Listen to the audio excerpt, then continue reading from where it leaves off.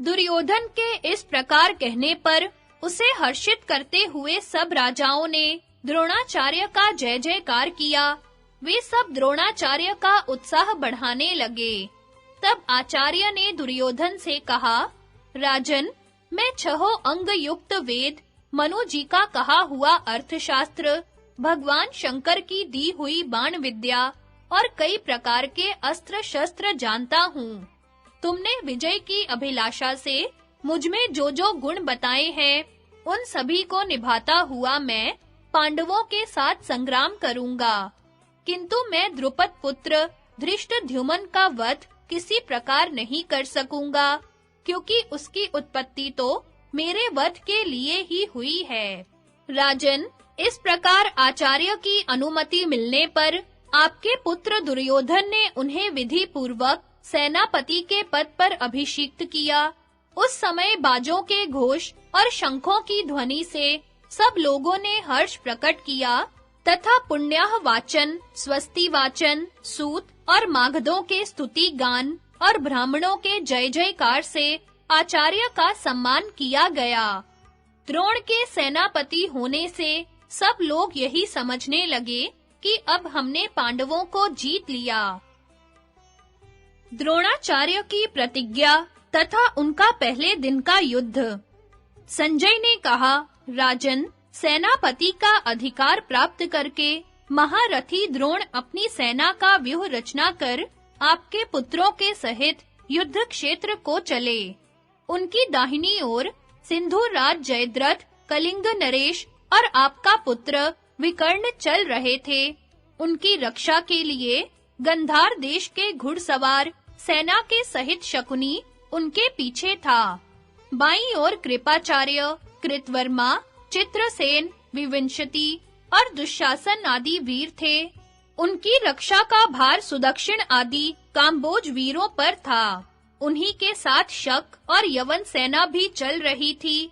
मद, त्रिगर्त, अंबष्ठ, मालव, शिबी, शूरसेन, शूद्र, मलद, 100 वीर, कितव तथा पूर्वी, पश्चिमी, उत्तरी और दक्षिणी देशों के सभी योद्धा आपके पुत्रों के सहित दुर्योधन और कर्ण के पीछे-पीछे चल रहे थे। वे सब अपनी-अपनी सेनाओं के बल और उत्साह को बढ़ाते जाते थे। समस्त योद्धाओं में श्रेष्ठ कर्ण सेना में शक्ति का संचार करता हुआ सबके आगे चल रहा था।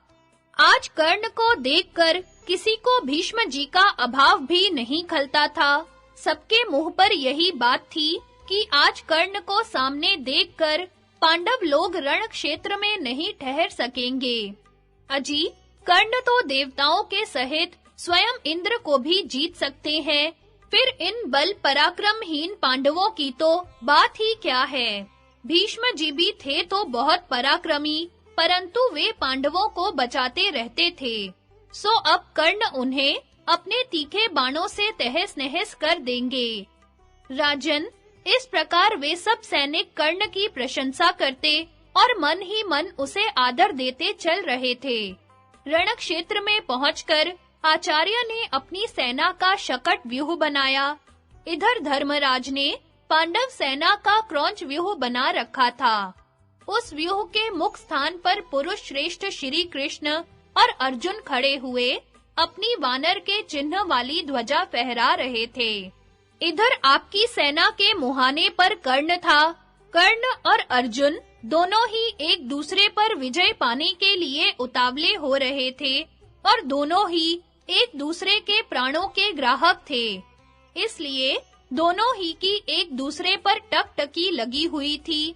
इसी समय यकायक महारथी द्रोण आगे बढ़े और सारी सेना के बीच में आपके पुत्र से कहने लगे, राजन, तुमने भीष्म जी के बाद मुझे सेनापति के पद पर प्रतिष्ठित किया है, सो मैं तुम्हें उसके अनुरूप फल देना चाहता हूँ।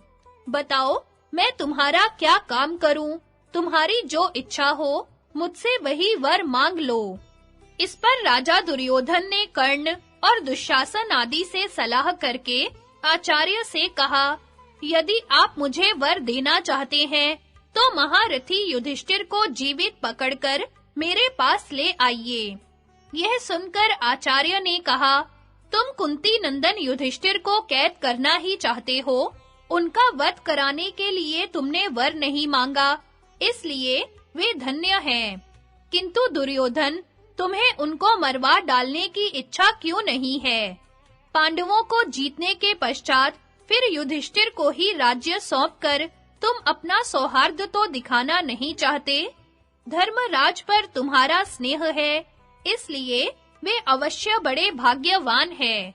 उनका जन्म लेना सफल है तथा उनकी अजात शत्रुता भी सच्ची है।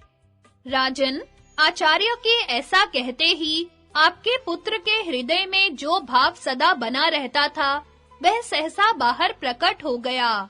वह प्रसन्न होकर कह उठा, आचार्यपाद, युधिष्ठिर के मारे जाने से मेरी विजय नहीं हो सकती, क्योंकि यदि हमने उन्हें मार भी डाला तो शेष पांडव अवश्य ही हमें नष्ट कर देंगे। सब पांडवों को तो देवता भी नहीं मार सकते, इसलिए उनमें से जो भी बचा रहेगा वही हमारा अंत कर देगा। यदि सत्य प्रतिज्ञ युधिष्ठिर मेरे काबू में आ गए तो मैं उन्हें फिर जुए में जीत लूंगा और उनके अनुयायी पांडव लोग भी फिर वन में चले जाएंगे। इस तरह स्पष्ट ही बहुत दिनों के लिए मेरी जीत हो जाएगी। इसी से मैं धर्मराज का वध किसी भी अवस्था में नहीं करना चाहता। द्रोणाचार्य बड़े व्यवहार कुशल थे। वे दुर्योधन का कूट अभिप्राय ताड़ गए, इसलिए उन्होंने उसे एक शर्त के साथ वर देते हुए कहा, यदि वीर अर्जुन ने युधिष्ठिर की रक्षा न की, तो तुम युधिष्ठिर को अपने काबू में आया हुआ ही समझो। अर्जुन के ऊपर आक्रमण करने का साहस तो इंद्र के सहित देवता और असुर भी नहीं कर सकते, इसलिए यह काम मेरे वश का भी नहीं है। इसमें संदेह नहीं कि वह मेरा शिष्य है और उसने मुझसे ही अस्त्र विद्या सीखी है, तथापि वह युवा है और पुण्यशील भी है। मेरे बाद वह इंद्र और रुद्र से भी अस्त्र प्राप्त कर चुका है और तुम्हारे ऊपर उसका कोप भी है ही, इसलिए उसकी उपस्थिति में मैं यह काम नहीं कर सकूंगा। अतः जैसे बने वैसे ही तुम उसे युद्ध क्षेत्र से दूर ले जाना। बस अर्जुन के जाने पर तो धर्मराज तुम्हारे हाथ में ही है। अर्जुन के दूर चले जाने पर यदि धर्मराज एक मुहूर्त भी मेरे सामने डटे रहे, तो मैं निस्संदेह उन्हें अपने वश में कर लूंगा। राजन, द्रोणाचार्य के इस प्रकार शर्त के साथ प्रतिज्ञा करने पर भी आपके मूर्ख पुत्रों ने युधिष्ठिर को कैद किया हुआ ही समझा। दुर्योधन यह जानता था कि द्रोणाचार्य पांडवों पर प्रेम रखते हैं, इसलिए उनकी प्रतिज्ञा को स्थायी बनाने के लिए उसने वह बात सेना के सभी पांडवों में घोषित करा दी। सैनिकों ने जब सुना कि आचार्य ने राजा युधिष्ठिर को कैद करने की प्रतिज्ञा की है, तो वे सिंहनाद करते हुए ताल ठोकने लगे। अपने विश्वास पात्र गुप्तचरों से द्रोण की इस प्रतिज्ञा का समाचार पाकर धर्मराज युधिष्ठिर ने सब भाइयों को और दूसरे राजाओं को भी बुलाया। फिर अर्जुन से कहा, पुरुष सिंह, आचार्य जो कुछ करना चाहते हैं वह तुमने सुना। अब किसी ऐसी नीति से काम लो जिसमें उनका विचार सफल ना हो। उन्होंने एक शर्त के साथ प्रतिज्ञा की है और उस शर्त का संबंध तुम ही से है। अतः तुम मेरे पास रहकर ही युद्ध करो, जिससे कि द्रोण के द्वारा दुर्योधन की इच्छा पूरी न हो सके।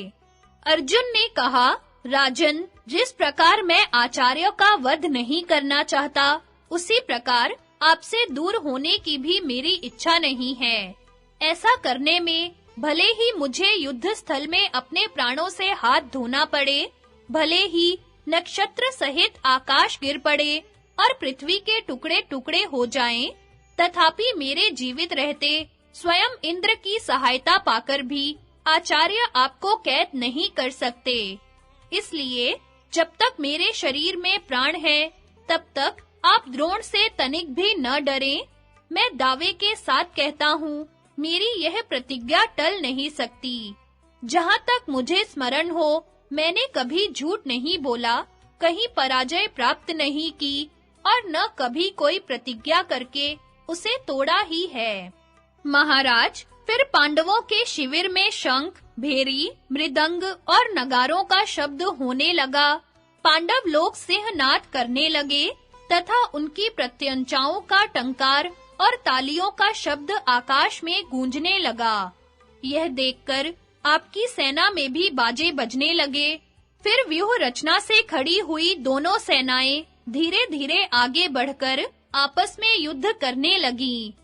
सृंजय वीरों ने आचार्य की सेना को नष्ट भ्रष्ट करने का बहुत प्रयत्न किया, किंतु उनसे रक्षित होने के कारण वे वैसा न कर सके।